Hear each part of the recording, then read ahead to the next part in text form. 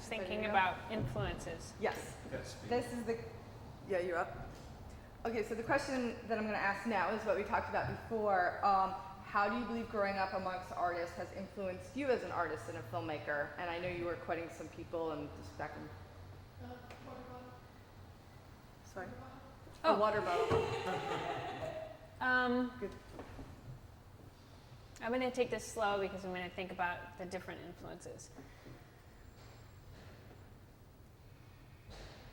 I don't know if it's because things have gotten more complex, but for me, I try to return to what I perceive a way of life of that generation, which is that there is a certain amount of integration of your life as an artist, your life as a political person, your life as a social being, and somewhere along the line, maybe it was amidst the ambitions of my generation, maybe it was a certain amount of pressure to excel in certain fields that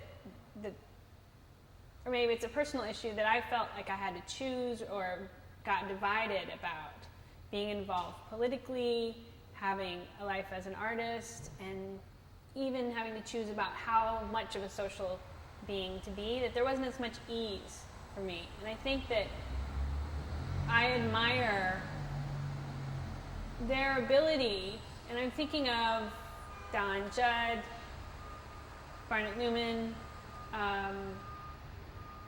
Oldenburg, John Chamberlain. I think about more of a social, like what I recollect of him as a social being. But there were artists that were really vocal about their art and also about what was going on politically. And major theme was an anti-war theme, artists against Vietnam. But there was also a sense that, or what was communicated to me was that wherever you live, your street corner is part of your responsibility. If you change your street corner, your responsibility changes to that street corner. I don't know how to communicate that any other way, but there is a sense that there's certain places that each individual needs to defend at certain times. And if something happens and something is going on, part of life is to speak up. And speak up for what you understand is a horrible word to use, but what is right.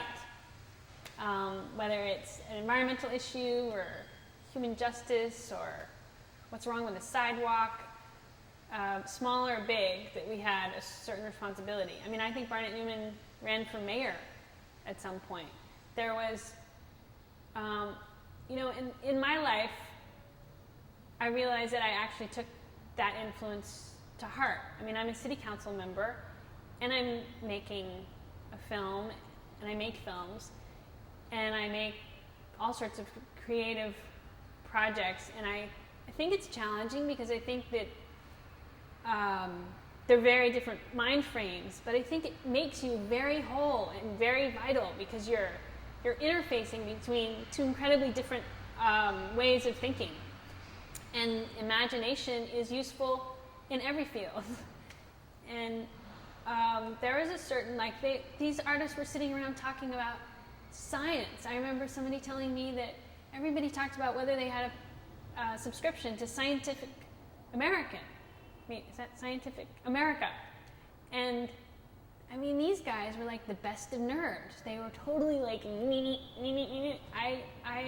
I'm attracted to the kind of underbelly of thinking, and how does the world work, and then how are we going to creatively manifest our experience of that. So I think they've been really influential. I feel like I'm extremely influenced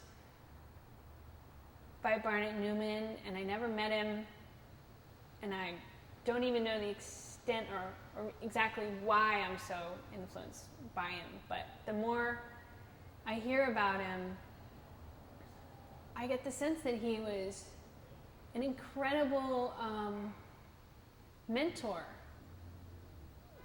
to so many artists. I think Bryce Martin can speak about Barnett Newman based on a conversation I had with him the other day about it. But David Novros has a story about the artists down here getting together and organizing a group called Artists Against the Expressway. And Robert Moses had a plan to create, I think it was the Broome Street Expressway, which would basically tear down a few blocks either side of Broome Street. Of course, this would have been a good thing if you don't like the traffic jam that happens every day on Broome Street. But I think everybody's dealing okay with the traffic jam on Broome Street. And the story that I understand, the way it goes, or the way David Novros told it, is that they had this really serious meeting at the Whitney. The Whitney offered, as Paul Cooper often did, a venue for artists to meet. And, typical no consensus, everybody talking at the same time, everybody's like, and Barney Newman stands up, and David said that if anybody else would have made this proposal, everybody would have been like, guffaw, whatever, sit down. But Barney Newman stands up in his three-piece suit and his gold pocket watch, all connected to his vest, and says that a bunch of artists need to go down and meet with one of the Rockefellers, David Rockefeller maybe, because he's an art collector and he can stop the Broome Street Expressway. And David was like, yeah, if somebody else would have said that, we would have been like, yeah, right. But Barney Newman said it, and everybody got behind him, and they decided to make an appointment, and they made an appointment. And the story goes that the Broome Street Expressway was canceled before they had their meeting. They never even made it to their meeting. But it's like this, I don't know, I'm fascinated by how artists actually find their strength and unity amongst so many different creative minds, and understand that they can affect actually the real world, because even though they're dealing with all these wonderful, unreal, imaginary or conceptual or magical ideas.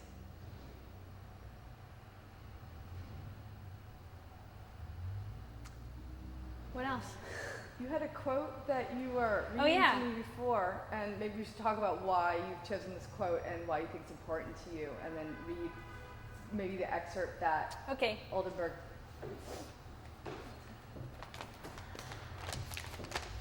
I was trying to think if I guess I covered. So I'll just read his edited version, because the other one is really long. Okay, why don't you tell me what it is and why you chose it? All right. So I have here an excerpt of a Klaus Oldenburg dramatic text declaring the everyday as his total inspiration. And this was written in 1961, and it's actually a fairly long piece that should be performed everywhere as far as I'm concerned. But this is a very short edited version that he made, I believe, for the tape. And it, for me, embodies the freedom in the thinking and also the creativity and kind of the rigor of the era, kind of what I took from that time. And the irony is that I saw some of this quote when I was a teenager, and I wrote it down in my journal then. And because I was coming here to be interviewed, I looked it up and found that it's actually a 1,500 word, kind of like a manifesto. And it really blows my mind.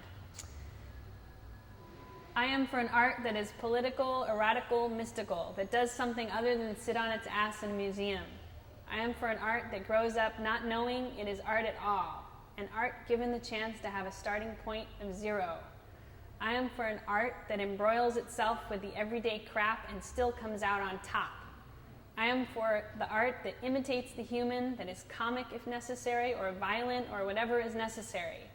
I am for the art that takes its form from the lines of life itself, that twists and extends and accumulates and spits and drips and is heavy and coarse and blunt and sweet and stupid as life itself.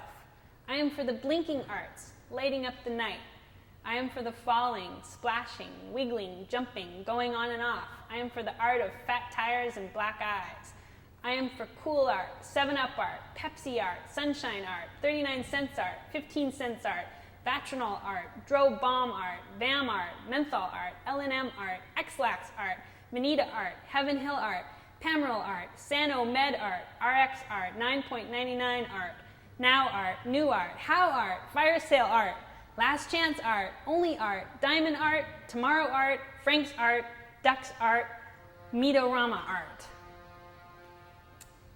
And I think part of the reason I find this so inspirational is because when I was 18 and the Chinati Foundation started having open houses in Marfa, I really wanted there to be a happening. And I was kind of innocent, like I didn't really know what I was talking about, but I knew that I wanted one. And so Klaus was there. I was like, Klaus, we really need a happening. Can you make a happening? And I think he took a moment and I think he realized that he was an older person and I was a younger person and he could actually maybe teach me something. And he said, you make a happening. No, you can make a happening. And it just, I think it blew my mind. Like, oh, he doesn't have to make a happening. Anybody can take what those guys blew up and expanded with and run with it. I mean, we're here. I think this is one thing I was talking to you about earlier, is that if we don't know what's come before us, how can we evolve beyond what's come before us? Like the whole exciting thing about short lives, little human lives, is that we're able to pick up where the last generation left off. And it's not necessarily sad, it's actually kind of radical and exciting. And then the next generation will pick up from where we leave off. So here I have my little, in honor of happenings. Oh.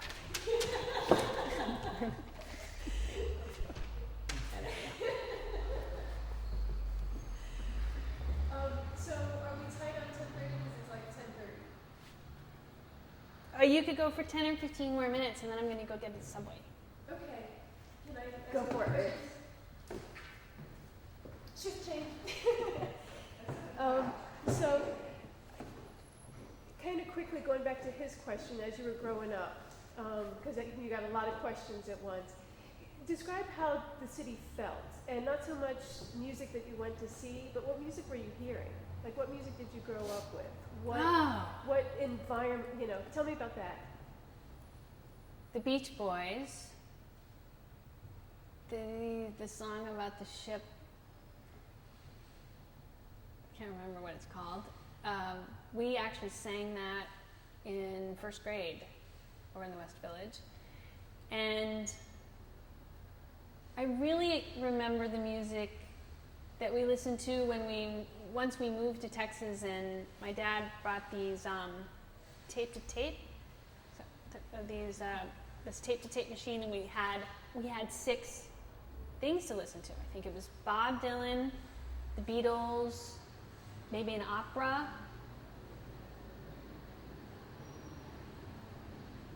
Bob Dylan and the Beatles are the only popular music I remember him listening to, and then he would listen to bluegrass and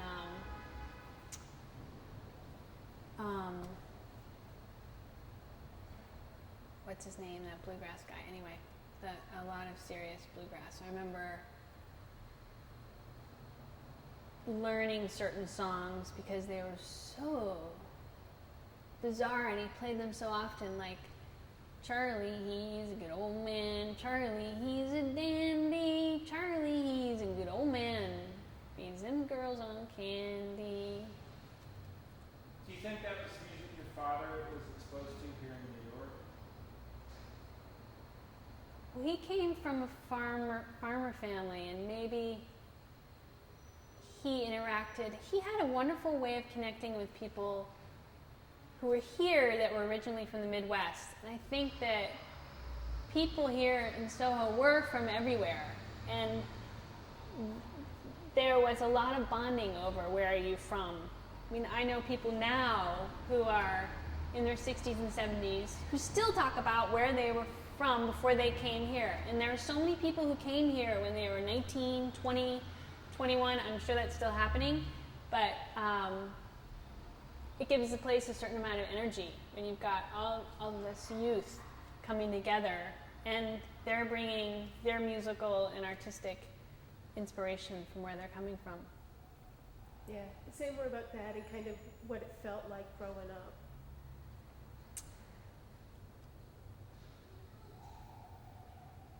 It felt like you were in the center of the world. It felt like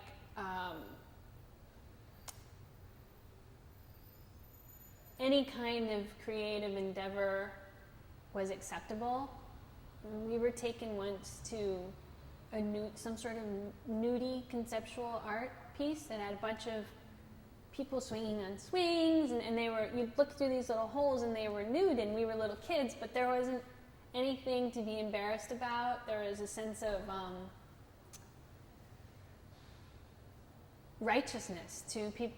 If somebody needed to make something or have a song with certain lyrics, that my mom talks about it, there's an actual truth to someone's originality, that she talks about, that there were a certain seeking of a truth in creative endeavors, that where can we, I mean, I'm thinking of some of the songs of Lou Reed, where he's just really speaking his truth, and he's coming from a place that isn't necessarily intellectual. And I think that's so vital about, I mean, I'm 36 years old right now, and it's taken me a long time to understand that my intellect is not where my intelligence is. And to have artists believe more strongly in that other part of themselves, not their intellect, but their kind of brilliant stream of consciousness and unrehearsed creativity. You know, there's a million ways to say it, but I think when I hear music from that time, I get this sense of like raw, like say it like you feel it, you know, no holds barred, like, God damn it, if you're mad, sing about it, if you are heartbroken, wail about it, but let's not try to make it fit into a box or make it pretty, because we have, you know, hundreds of years of pretty art and pretty songs. We need things that, it's like if you go to a play and you never feel it here. I mean, if you hear an album and you don't go, oh my God, yeah, it's like the universal is the personal and the specific. So maybe there was just like it's like a little explosion that happened back then. It was like all these different forces and decades of creative and social and political oppression just had to come out somehow. And New York was lucky enough to have the gravity pull, like a few other places. And once you get enough team players in the vicinity, you give each other courage, and it's contagious. Definitely creativity is contagious. Definitely. So two things. One is kind of wrapping that idea up is, what, if I tell you 65 to 75, what does that mean to you?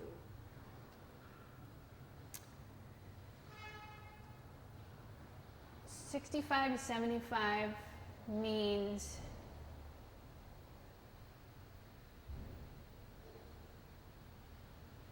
great expression on the part of little people everywhere. Political expression, artistic expression, great fear on the part of the US government, heartbreaking assassinations of incredibly meaningful heroes, and many tumultuous disbanding marriages, and I guess a certain amount of like rethinking relationships and who we are and how we want to stand on the planet with each other in a home, a lot of questioning and seeking. I mean, yogis came to America in the late 60s. I mean, America opening up to other cultures in a way that it maybe hadn't before. So a lot of change. And then I think at some point, I think maybe some of it got a lid put on it at some point, but I don't know when. Good. So now, really specific, back to Max's. I mean, I don't know that much about Max's. I don't think I went to Max's. I know there's a certificate and they sold stocks, and we have one in our archive if you want to look at it. But I don't know. I think I told you everything I know about Max's, and other people really know about Max's. Right. So you don't have a lot about the hierarchy. You just know. I just know, like, I think David Novros could tell you. Mm-hmm. I mean, people who were 19, 20 at that point are going to give you lots there. But there's also Peter Luger's, which was is a steakhouse. Yeah. But I believe, I just think it's interesting how people got free meals back then. I think there was a lot of people feeding other people, and there was a sense of, I know if you look at Pollock's career, there's a real sense of benefactors that was an old-fashioned way of artists being taken care of, and I think that was still going on. And I think it's an interesting question to ask, like Bryce Martin and Lawrence Weiner and David Novros, like, how did you eat back then? Because I know my dad got grapefruits, oatmeal, and canned food from his parents in New Jersey. And there was this sense of, for him personally, there was a sense of, whatever you do, don't sell out. Like, just a sense of a need to be both hardcore, but also perceived as hardcore. Like, this is not necessarily for the record, but he had a huge crush, if not more of a crush on, before he met my mom, on this woman who actually had financial wherewithal. And at the end of the day, he didn't want to be perceived as somebody who had it easy, so he didn't even go after her, right? And I mean, he was profoundly interested in her. I mean, this kind of notion that, the struggling artist is not just a result of a lack of financial wherewithal, but it's part of your chops, or it's part of your experience, and it feeds you. This having to get through the day with what you've got. Where do you think that came from? I'm sure if you looked at the generations, you could trace it back, and I'm sure it came from people's parents. I mean, one thing I didn't speak very much about is, I don't know if artists today have the same kind of rigor for drinking. I mean, I know there's parties and people get, messed up, but alcohol was a vehicle for conversation, for gathering, and still people have cocktail parties today, but I don't know that there was such a sense of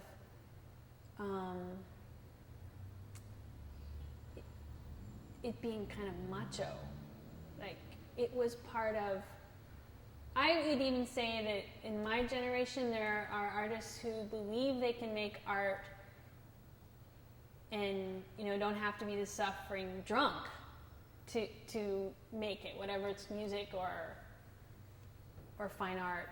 You know, I think there's a very old notion that was elevated by certain writers, definitely, if not artists as well, that alcohol is a way to get to the prize, you know, the masterpiece. And Pollock and Chamberlain, those guys were kind of following that ride, or not questioning it anyway, from what I can tell. And there was a time, I think, when I don't think John Chamberlain fell out the window, but he was here and he was like hanging out the window or threw up out the window. I mean, there was like a lot of rowdy parties here where, I mean, David Nervos tells us a story about getting really messed up here. I think there was just, you know, maybe it was just a way to deal with such an incredible amount of angst, and I don't know what our outlets are today, because I'm not thinking about today, but how to survive physically and mentally the extreme tension of that time. I think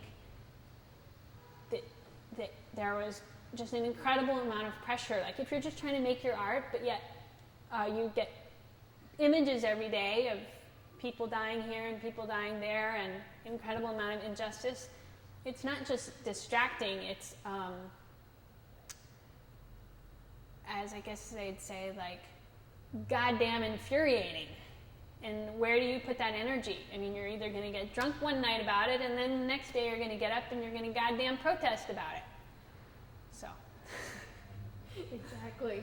And especially the artist, you know, the sensitivity of the artistic nature in the first place, you know, it's like you're even more aware. Yeah, I think this whole issue, actually, I think I grapple with it, about how much time are you going to spend directly wrangling with injustice, and how much time are you going to let your creativity indirectly enlighten or heal? And it's not that there's a choice, I think it's that there's a balance. How are we on time? We're pretty much shot, right? Okay. So last thing, when you sat down, you said, I feel like my dad. Be your dad. Be my dad? Yeah. Okay, wait. I think that, yeah.